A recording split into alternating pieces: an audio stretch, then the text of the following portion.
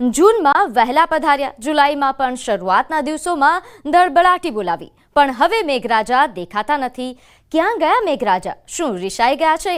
ખેડૂતોના ધબકારા વધી ગયા છે કે વાવણી કરી અને હવે મેઘરાજા દગો તો નહીં આપે ને? પણ ચિંતા કરવાની જરૂર નથી, કેમ કે મેઘરાજા જલ્દી જ ફરી રાજ્યને ઘમરોળશે. આ અમે નહીં, પરંતુ જાણીતા આગાહીકારો કહી રહ્યા છે. જો કે રાજ્યમાં ભલે વરસાદે પોરો ખાધો હોય, પણ દેશ અને દુનિયામાં તો તોફાની તાંડવ ચાલુ જ છે.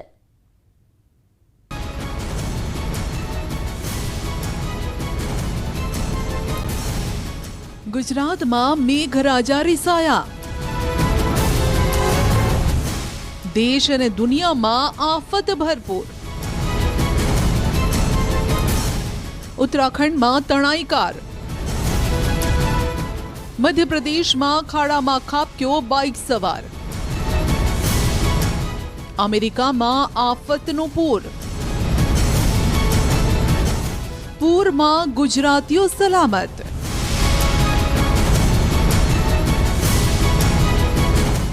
દેશ અને દુનિયાને ભલે વરસાદ ધમરોડી રહ્યો હોય, પરંતુ ગુજરાતમાં જગન્નાથ રથયાત્રા રંગે ચંગે પૂરી થઈ ત્યારથી મેઘરાજા ગુજરાતમાં રિસાઈ ગયા છે. વરસાદ એકદમ ઓછો થઈ ગયો છે, એટલે લોકોના મનમાં સવાલો ઘુમરાયા કરે છે કે વરસાદ હવે ક્યારે આવશે? વરસાદનો નવો રાઉન્ડ ક્યારથી શરૂ થશે? ત્યારે અમે જાણીતા હવામાન આગાહીકાર અંબાલાલ પટેલ પાસે તે જાણવાનો પ્રયાસ કર્યો કે કેમ વરસાદ ખેંચાઈ ગયો. અંબાલાલે વૃક્ષોના પાનમાં અત્યારે દેખાતી ઈયળનું ઉદાહરણ આપીને સમજાવ્યું કે વરસાદ કેમ ખેંચાયો છે. વરસાદ અંગે જોઈએ તો હમણાં કાતરા જોવા મળે છે ગાંધીનગરના ભાગોમાં. કહેવાય છે કે કાતરા એટલે ગુજરાત હેરી કેટરપિલર. આવી ઈયળ પડે તો વરસાદ લગભગ ઓછો આવે છે, અથવા તો વિષમ વાતાવરણ રાખે છે, વાદળછાયું, ક્યાંક ઝાપટું પડી જાય છે. અને આ કાતરાની ઈયળ જ્યારે એની અવસ્થા પૂર્ણ કરે ત્યારે વરસાદ થતો હોય છે. જે ફૂદું હોય ઈંડું મૂકે, ઈંડામાંથી ઈયળ થાય, ઈયળમાંથી કોસેટો થાય, અને કોસેટામાંથી જ્યારે પુનઃ લગભગ એમાંથી ફૂદું નીકળે એટલે ઈંડું ઈયળ કોસેટો અને ફૂદું, આ એની અવસ્થાઓ છે. અને આ અવસ્થાઓ પૂર્ણ થાય પછી જ વરસાદ થતો હોય છે એવું કહેવાય છે. કારણ કે આ જીવાત જે છે એને અને 21 જુલાઈ પછી વરસાદનો નવો રાઉન્ડ. હવામાન આગાહીકાર અંબાલાલનું માનીએ તો 21 જુલાઈ પછી વરસાદનો નવો રાઉન્ડ ચાલુ થશે, કેમ કે બંગાળની ખાડીમાં એક સિસ્ટમ બની રહી છે જે મજબૂત બની રહી છે, જેના કારણે જુલાઈના અંતમાં મેઘરાજા ફરી પધરામણી કરશે. બંગાળ ઉપસાગરમાં એક સિસ્ટમ જોવા જઈએ તો એક સિસ્ટમ ડેવલપ થશે. આ સિસ્ટમ મજબૂત હશે, પણ આ જે સોમાલિયા તરફથી આવતા પવનો જે એ પવનો જોઈએ તો એક ધારા પવનો સીધા બંગાળ લગભગ નીચે અરબ સાગરના નીચેના ભાગોમાંથી થઈને દક્ષિણ ભારતના ભાગોમાં થઈને લગભગ મધ્ય ભારતના મધ્ય પશ્ચિમ ઘાટના ભાગોમાં થઈને સરસ બંગાળના ઉપસાગર તરફ જાય છે. આવી સ્થિતિ લગભગ તારીખ 22 પછી ધીરે ધીરે બનતી જશે, અને 26 તારીખથી 30 તારીખમાં આ સ્થિતિ મજબૂત બનશે. એટલે લગભગ 1.5 કિલોમીટર ઊંચાઈના આ પવનો સાનુકૂળ વાતાવરણ સર્જી રહ્યા છે. ઉપરાંત 26 જુલાઈથી પણ વરસાદનો એક ધોધમાર રાઉન્ડ આવી રહ્યો છે. અંબાલાલની આગાહી માનીએ તો નર્મદા અને તાપી નદી બે કાંઠે થવાની છે. ઓગસ્ટમાં વચ્ચે થોડા બ્રેક બાદ મેઘરાજા ફરી ધડબડાટી બોલાવશે. જુલાઈથી 30 જુલાઈમાં રાજ્યના ઘણા ભાગોમાં ભારે વરસાદ થવાની શક્યતા રહેશે. આ ઉપરાંત લગભગ ઓગસ્ટમાં થોડુંક ફેરફાર થતાં સહેજ બ્રેક આવવાની શક્યતા રહેશે. 1 ઓગસ્ટે વાદળ થશે. 7 થી 10 ઓગસ્ટમાં વરસાદ થવાની શક્યતા રહેશે. ખાસ કરીને દક્ષિણ ભારતમાં વરસાદ થવાની શક્યતા વધારે રહેશે. ઓગસ્ટ માસના વરસાદથી તાપી નદીનું જળસ્તર વધવાની શક્યતા રહેશે. હમણાં જે વરસાદ થશે તે મધ્યપ્રદેશના ભાગોમાં થતાં, નર્મદાના સ્ત્રાવ વિસ્તારમાં થતાં નર્મદા બંધમાં પાણીની ઊંચાઈ વધી શકે છે, અને નર્મદા નદી પણ બંધ બહાર જે ભાગ છે તેમાંથી બે કાંઠે થઈ શકવાની શક્યતા રહેશે. સાબરમતી નદીમાં પણ હવામાન આગાહીકાર પરેશ ગોસ્વામી પણ કહી રહ્યા છે કે 20 જુલાઈ સુધી રાજ્યમાં વરસાદની કોઈ સંભાવના નથી. અત્યારે વાતાવરણ સૂકું છે, વાદળો વિખેરાઈ ગયા છે. સાથે જ તેમણે તાપમાનમાં પણ 3 થી 4 ડિગ્રીના વધારાની આગાહી કરી છે. એટલે હવે બફારો થવાનો છે, જેને કારણે જે આપણે ભેજવાળા પવનો હોય અને એને કારણે જે વાદળો બંધાતા હોય એ પણ હવે વાદળો હમણાં જોવા નહીં મળે, કેમ કે સૂકા પવનો છે. અને એમાં પણ આ પવનોને કારણે હાઈ લેવલના વાદળો હતા જે 500 HP લેવલે એ પણ હવે વિખાવાનું ચાલુ થઈ ગયું છે. હમણાં વાતાવરણ છે એકદમ સૂકું રહેવાનું છે, સૂકા પવનો ફૂંકાશે અને 20 તારીખ સુધી કન્ટિન્યુ આ સૂકા પવનો છે એ ચાલુ રહેશે. પવનની ઝડપ છે એ પણ 20 થી લઈને 25 કિલોમીટર પ્રતિ કલાકની ઝડપે જોવા મળે તેવી શક્યતાઓ છે. હવે ખાસ કરીને આ પવનો જે ફૂંકાઈ રહ્યા છે, વાદળો જે હટી રહ્યા છે, જેને કારણે આપણું વાતાવરણ છે એકદમ ચોખ્ખું થયું છે.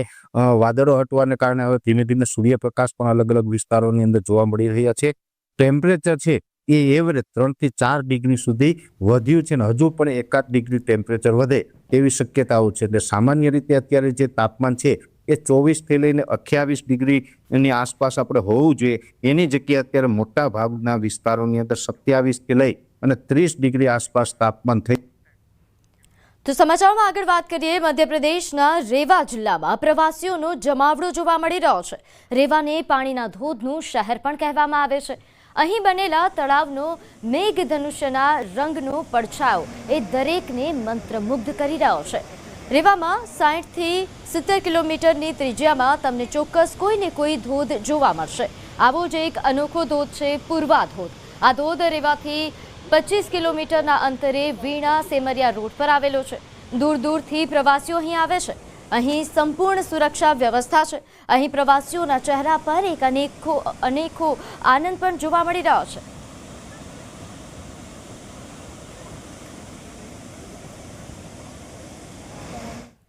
यहाँ प्राकृतिक देखिए, नेचुरल है चीज़ें, लोगों ने बनाई नहीं है, ये चीज़ें नेचुरल हैं. वो तो आप देख के ही जान पाएंगे कि कितना अद्भुत नज़ारा लग रहा है यहाँ पे. यहाँ तो हालांकि 12 महीने इसी तरह का रेनबो बनता है. वाटरफॉल का अनुभव किया, बस थोड़ा सा मौसम अच्छा होता तो और अच्छा एक्सपीरियंस हो सकता था. बाकी सब एमपी काफ़ी अच्छा लगा मुझे और अभी मेरा 1-2 दिन एमपी में और है.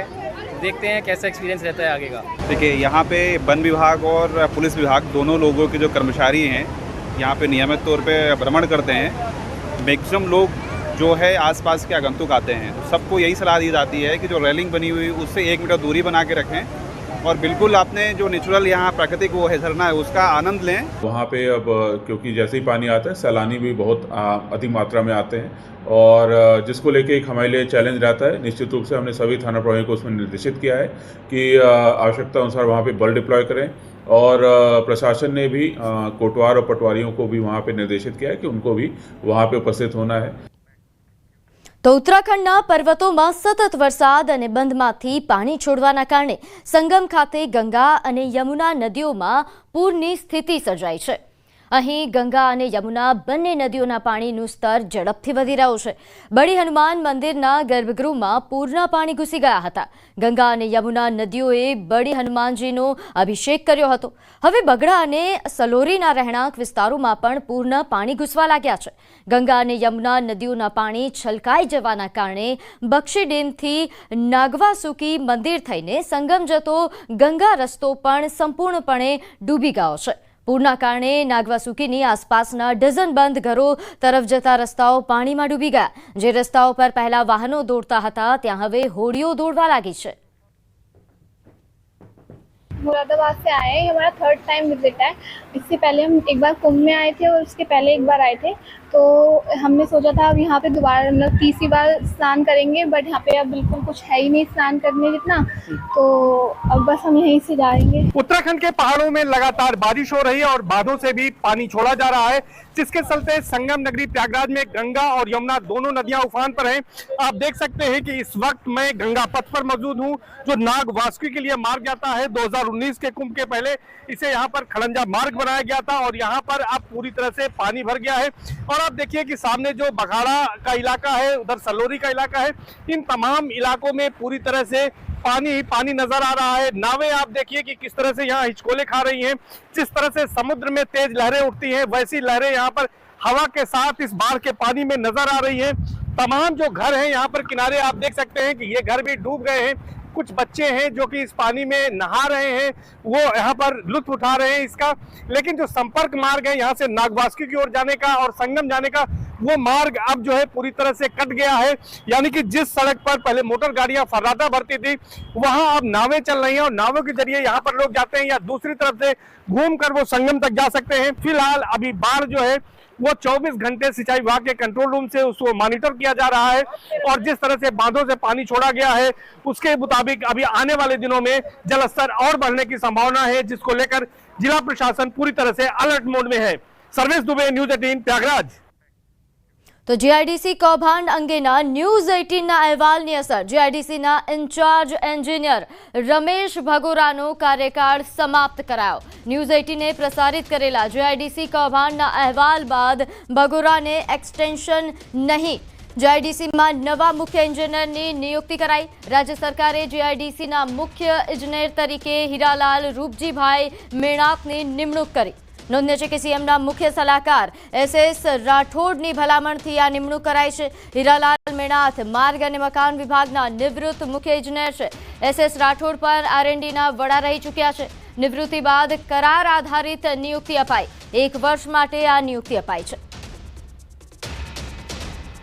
તો રમેશ ભગોરાનો કાર્યકાળ સમાપ્ત કરી દેવામાં આવ્યો। ન્યૂઝ 18ના અહેવાલની ધારદાર અસર જીઆઈડીસીના નવા મુખ્ય ઇજનેરની પણ નિયુક્તિ કરી દેવામાં આવી છે। હીરાલાલ રૂપજીભાઈ મેણાતની નિમણૂક, જેને લઈને વધુ વિગત સાથે આપણી સાથે સંવાદદાતા ગીતા જોડાઈ ગયા છે। ગીતા, શું વધુ વિગત આ મામલે? जी 2 દિવસ પહેલા જીઆઈડીસીના કૌભાંડને લઈને અને એ કૌભાંડ ચીફ એન્જિનિયર રમેશ ભગોરાના કાર્યકાળમાં થયું લઈને ન્યૂઝ 18એ જે સરકારી ઓડિટર્સ છે તેના ઓડિટ રિપોર્ટ સાથે 550 કરોડના કૌભાંડનો પર્દાફાશ કર્યો હતો અને ફાઇનલી આ મુદ્દે સરકાર હરકતમાં આવી છે। રમેશ ભગોરાનો કાર્યકાળ સમાપ્ત કરવામાં આવ્યો છે, તેને એક્સટેન્શન નથી આપવામાં આવ્યું અને નવા ચીફ એન્જિનિયર જીઆઈડીસીના નવા ચીફ એન્જિનિયર તરીકે હવે હીરાલાલ રૂપજીભાઈ મેણાતને નિમણૂક અપાઈ છે। હું આપને જણાવવા માંગીશ કે સીએમના મુખ્ય સલાહકાર SS રાઠોડની ભલામણથી આ નિમણૂક કરવામાં આવી છે। હીરાલાલ મેણાત અગાઉ માર્ગ અને મકાન વિભાગના મુખ્ય એન્જિનિયર રહી ચૂક્યા છે। હાલ તેઓ નિવૃત્તિ પર છે અને નિવૃત્તિ બાદ તેમને હાલ કરાર આધારિત એક્સટેન્શન આપવામાં આવ્યું છે। જી આભાર માહિતી આપવા બદલ।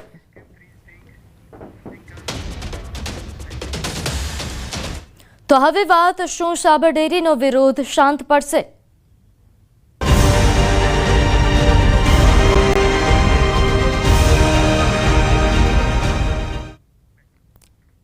સાબર ડેરીની ભાવફેરની જાહેરાત છતાં પશુપાલકો અડગ। અલગ અલગ મુદ્દાઓને લઈને પશુપાલકો અડગ દેખાઈ રહ્યા છે। 20 થી 25% નફાની પશુપાલકોની માંગણી છે।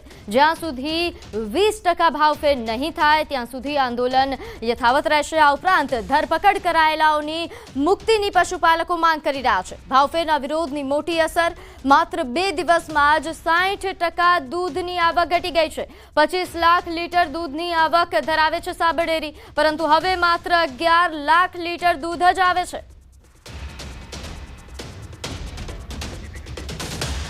તો આ તરફ અરવલ્લીના ગામડાઓમાં પણ સાબર ડેરીને લઈને ઉગ્ર વિરોધ થઈ રહ્યો છે। મોડાસા નડિયાદ સ્ટેટ હાઈવે પર દૂધની નદીઓ વહી દૂધ મંડળીઓમાંથી દૂધ ભરી જતા વાહનનું દૂધ હાઈવે પર જ ઢોળી દેવાયું। હીરાપુર, હીરાખાડી, આ ઉપરાંત રોહિતનગર મંડળીમાંથી ભરાયું હતું દૂધ। કોંગ્રેસ કાર્યકરો અને પશુપાલકોએ વાહન રોકીને વિરોધ કર્યો।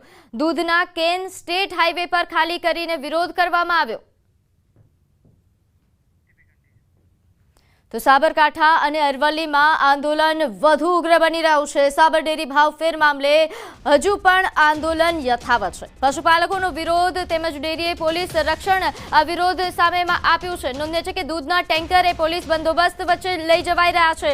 દૂધના ટેન્કરને પોલીસે એસ્કોર્ટ કર્યા। ઘણી જગ્યાએ ટેન્કર રોકીને દૂધ રોડ પર ઢોળી દેવાય છે, જેના કારણે આ વ્યવસ્થા કરાઈ। નોંધ્ય છે કે સાબર ડેરી દ્વારા દૂધ પરિવહનની આ વ્યવસ્થા કરવામાં આવી છે।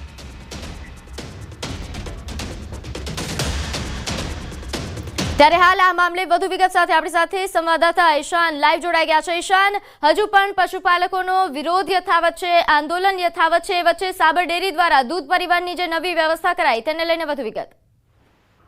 પ્રીતિ, ચોક્કસ કે સાબરકાંઠા જિલ્લામાં સાબરકાંઠા અને અરવલ્લી જિલ્લામાં અત્યારે હાલ તો જે પશુપાલકોનો વિરોધ છે યથાવત જોવા મળી રહ્યો છે. ખાસ કરીને જે દૂધની માંગ હતી જે સાબર ડેરીમાં પ્રતિદિન 25 થી 28 લાખ જેટલું લીટર દૂધ આવતું હતું, પરંતુ તે હાલ જે દૂધ છે દૂધનો આંકડો માત્ર 10 લાખ થી 11 લાખ લીટર દૂધ થઈ ગયું છે.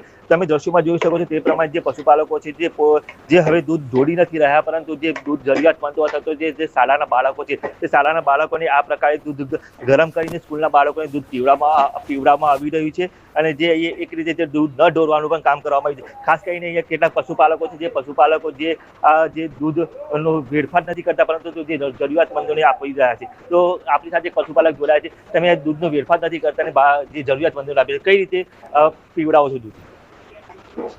જે દૂધ મંડળીમાં દૂધ આપવાનું આપણે બંધ કર્યું છે અને દૂધનો બગાડ થતો હતો, લોકો દૂધ રસ્તા પર ઢોળી દેતા હતા, એના બદલે અમે એવું વિચાર્યું કે આ દૂધ કોઈકના મોઢે જાય. અમે ખેડૂત પશુપાલકોએ મહેનત કરીને સવારે વહેલા ઉઠીને દૂધ કાઢ્યું હોય, હવે એ ફેંકી દઈએ એ ખરાબ કહેવાય. તો અમે લોકોએ એવું વિચાર્યું છે કે બાળકોને દૂધ પહીએ.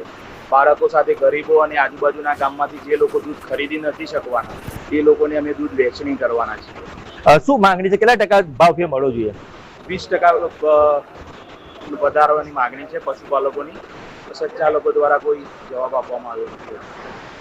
ચોક્કસ કે અત્યારે હાલ તો જે 20% જે માંગ છે, જે માંગ અલગ રહી છે, જેના કારણે અત્યારે હાલ જે પશુપાલકો છે જે દૂધ જોડતા નથી, પણ અત્યારે હાલ જે જરૂરતમંદોને અને શાળાના બાળકોને પીવડાવી રહ્યા છે. જી પ્રીતિ. જી ઈશાન, આભાર. આ ઉપરાંત ઈશાન, એ પહેલા આપણે આભાર. આપ અમારી સાથે જોડાયેલા રહેજો, માહિતી આપની પાસેથી મેળવતા રહેશું. પરંતુ હાલ જે મહત્વના સમાચાર છે, સાબર ડેરી દ્વારા વિરોધ વચ્ચે દૂધ પરિવહન વ્યવસ્થા ગોઠવાઈ છે. જે દૂધના ટેન્કરોને રસ્તા પર રોકીને દૂધ ઢોળી દેવામાં આવતું હતું તેની જગ્યાએ હવે તેમને વ્યવસ્થા સાથે, સુરક્ષા સાથે મોકલવામાં આવે છે. તો આ તરફ અરવલ્લીમાં પશુપાલકોએ મફતમાં દૂધ વેચ્યું. વાડિયાદ કોકાપુર ગામના પશુપાલકોએ મોડાસામાં દૂધ વેચ્યું. 200 લીટર દૂધના 400 પાઉચ બનાવી વેચવામાં આવ્યું. દૂધનો વેડફાટ ન થાય તે માટે નવી પહેલ શરૂ કરાઈ. મોડાસા પેલેટ બાયપાસ પાસે વહેંચવામાં આવ્યું આ દૂધ. પશુપાલકોએ એકઠું કરેલ દૂધ એ મફતમાં વેચવામાં આવ્યું. દૂધ મેળવવા માટે લોકોની પડાપડી પણ જોવા મળી. તો અરવલ્લીથી આ દ્રશ્યો છે. અહીં પશુપાલકોએ વિરોધ દર્શાવવા માટે દૂધ ઢોળવાને બદલે પશુપાલકો દ્વારા આ દૂધની વહેંચણી કરવામાં આવી. તો વાડિયાદના કુકપુર ગામથી આ દ્રશ્યો છે કે જ્યાં દૂધનો વેડફાટ ન થાય તેના માટે મોડાસા પેલેટ બાયપાસ પાસે દૂધ વહેંચવામાં આવ્યું. પશુપાલકો દ્વારા આ દૂધ લેવા માટે લોકોની પડાપડી પણ જોવા મળી. નોંધનીય છે કે આ દૂધ મફતમાં વેચવામાં આવી રહ્યું છે. દૂધ મેળવવા માટે લોકોની લાંબી કતારો લાગી. તો હવે નજર કરીએ અન્ય સમાચારો પર. તો અમદાવાદમાં વિરોધ કરનારાઓની પોલીસે અટકાયત કરી. આનંદનગર ગોપાલ આવાસમાં જનતાએ રેડ બાદ ઢોલ વગાડ્યા. ઢોલ વગાડી સ્થાનિકોએ રસ્તા પર વિરોધ કરતા પોલીસે સ્થાનિકોની અટકાયત કરી. આ વિસ્તારમાં દારૂ વેચાતો હોવાની જાણકારીના આધારે ગઈકાલે રેડ કરવામાં આવી હતી. જોકે તપાસ દરમિયાન કંઈ મળી આવ્યું ન હતું.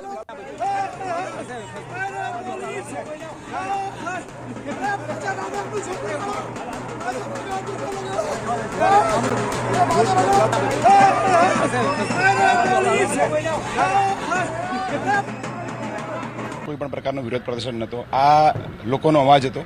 અમે લોકોના જે ડરીને વર્ષોથી બેઠા છે, 10 વર્ષથી ડરીને બેઠા છે.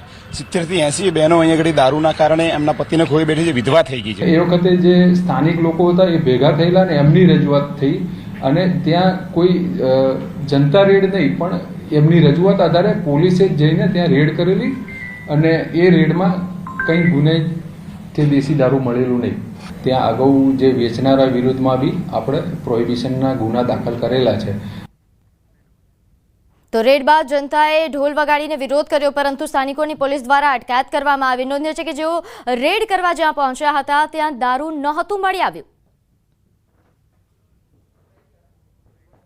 તો આ દ્રશ્યો છે સ્થાનિકોની અટકાયતના અમદાવાદથી આ દ્રશ્યો કે અહીં આ લોકો દ્વારા સ્થાનિકો દ્વારા અહીં દારૂ વેચાવાની ફરિયાદને લઈને તેઓ રેડ પાડવા માટે પહોંચ્યા હતા, પરંતુ પોલીસ ત્યાં આવી પહોંચી અને સ્થાનિકોની અટકાયત કરવામાં આવી. અહીં રેડ બાદ જનતાએ ઢોલ પણ વગાડ્યા હતા અને જે બાદ તેમના ઉગ્ર વિરોધના કારણે પોલીસે આ કાર્યવાહી કરવી પડી.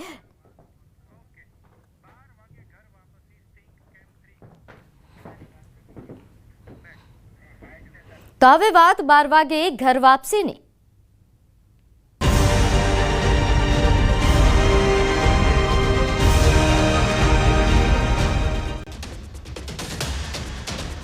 બનાસકાંઠાના દાંતા તાલુકાના મોટા પીપોદરા ગામના 300 જેટલા લોકોનું પુનર્વસન કાર્યક્રમ યોજાશે.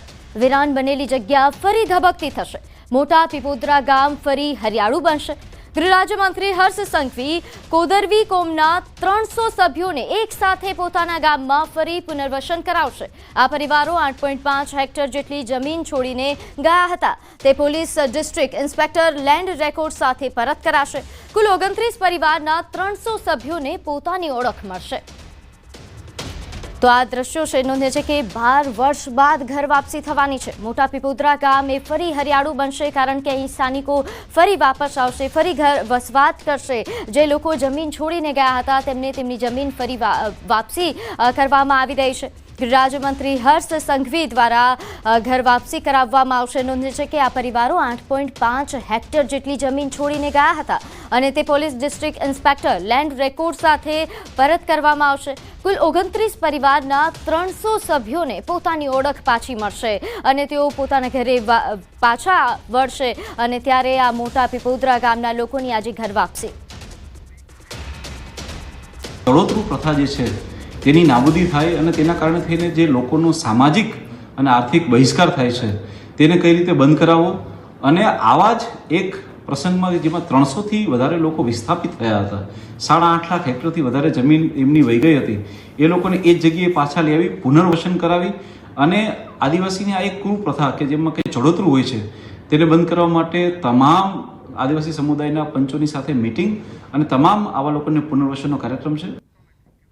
તો ચડોતરું પ્રથાના કારણે આ પરિવારો જમીન છોડીને ગયા હતા પરંતુ ફરી હવે ઘર વાપસી થશે. આ ગામ કે જે હવે વેરાન બની ગયું હતું તે ફરીથી હરિયાળું બનશે કારણ કે અહીંના સ્થાનિકો અહીંના માલિકો ફરીથી પરત ફરી રહ્યા છે અને તેમના દ્વારા ફરી અહીં વસવાટ શરૂ કરવામાં આવશે. નોંધે છે કે 29 આદિવાસી પરિવારો અહીં જમીન છોડીને ગયા હતા. ચડોતરું પ્રથાના કારણે જમીન છોડીને ગયા હતા અને ફરીથી જ્યારે તેઓ ઘર વાપસી કરવાના છે ગૃહ રાજ્યમંત્રી હર્ષ સંઘવી દ્વારા તેમને ઘર વાપસી કરાવવામાં આવશે.